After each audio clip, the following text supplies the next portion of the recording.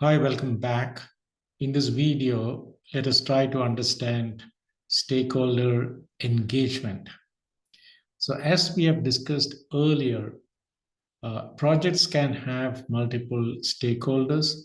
For example, every project will have a project manager, project controllers, an owner who is sponsoring the project. There will be contractors, subcontractors, consultants, and the team and the statutory bodies. So it is a big spectrum of people. We call them as project stakeholders. The classical definition of project stakeholders is anybody who is affected positively or negatively by doing a project, or by not doing a project, or by delaying a project is a stakeholder. Stakeholders can be internal to the project, they can be external to the project, and stakeholders also can be classified based on their power to influence the project and their interest in the project. So this is the typical workflow of stakeholder management. First, we have to identify the stakeholders, then classify the stakeholders based on their power and the interest. Then we have to plan stakeholder engagement, that is how to ensure that the interest level of the stakeholders are maintained throughout the project. Then we have to manage the stakeholder engagement, and we should monitor and control the stakeholder engagement as well. Because, for example, if the sponsor of the project is not showing a lot of interest in the project, then the project is moving towards danger. This can be at any phase of the project. So during the initial phase itself, if the key stakeholders are not showing interest in the project, then it is easy. We can either drop the project, or we can identify why they are not showing interest. But the challenge is maybe sometimes when the project is 80% completion stage, some of the key stakeholders loses interest in the project. And one of the primary reasons for stakeholders to lose interest in the project is either lack of a business case, or it can be a change in the business case. That means when we started the project, it had a business case, but halfway through, the marketing strategies and stuff like that, or the marketing environment has changed, and the business case got diluted. That could be the reason why some of the key stakeholders are losing interest, and that is a very serious situation for the project. Now let us get back to the slides again. Now this is the stakeholder classification matrix. Stakeholders can be classified based on two parameters. One is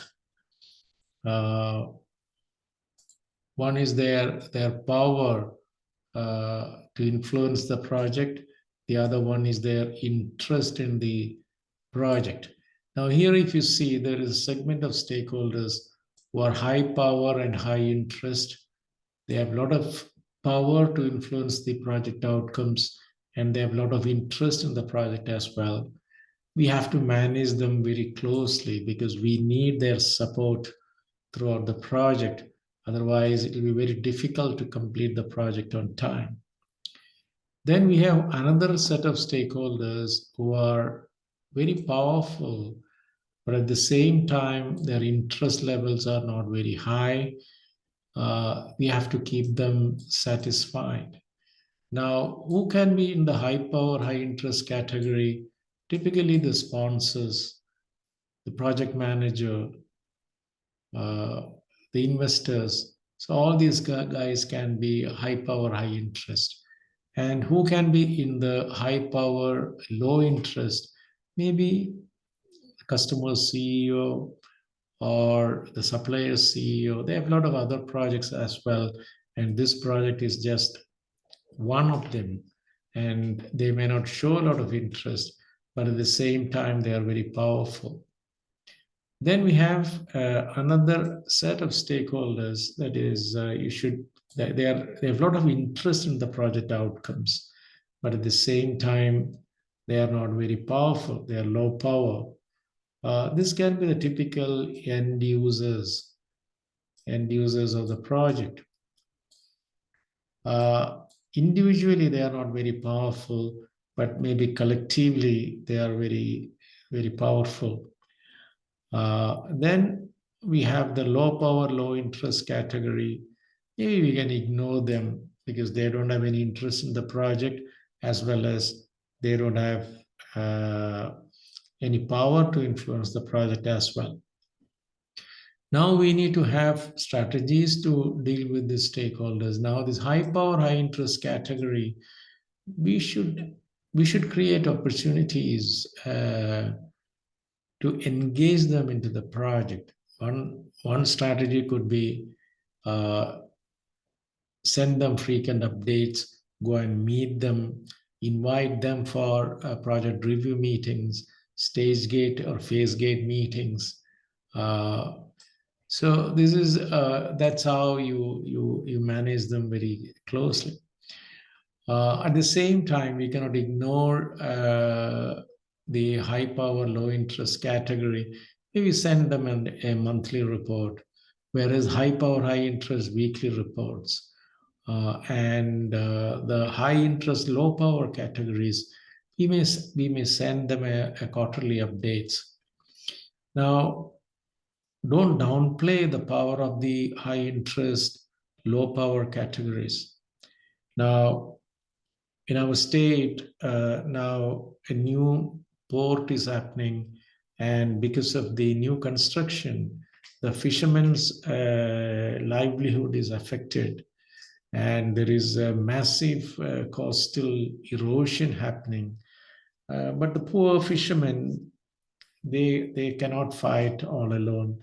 Now, people are rallying behind them, and all of a sudden, this high interest, low power category can become high power, high interest category when they're supported by human rights organizations and the general public and stuff like that.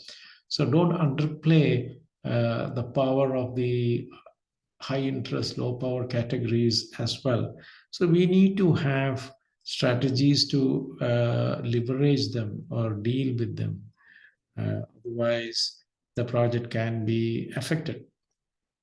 So this is about classification and then developing strategies to deal with the various segments of stakeholders. Now, this is the stakeholder engagement matrix. Now here, what we are saying is, the C is the current state, and the D is the desired state. Now, for example, the owner of the project is supposed to be leading the project. That is the desired state of engagement. But unfortunately, the current state is only supportive. He's just supportive. He doesn't lead you. That is the current state, whereas the desired state is leading. Similarly, consultant, the current state is supportive, whereas the desired state is leading. Subcontractor, the desired state is supportive, whereas the current state is resistant. Maybe he started making laws or scope changes or disputes, or there could be reasons for that. Subcontractor 2 is supposed to be supportive, but as of today is neutral. So this way, a periodic assessment of the stakeholder engagement using the stakeholder engagement matrix will help us to develop strategies and even to measure the effectiveness of the strategies while dealing with project stakeholders.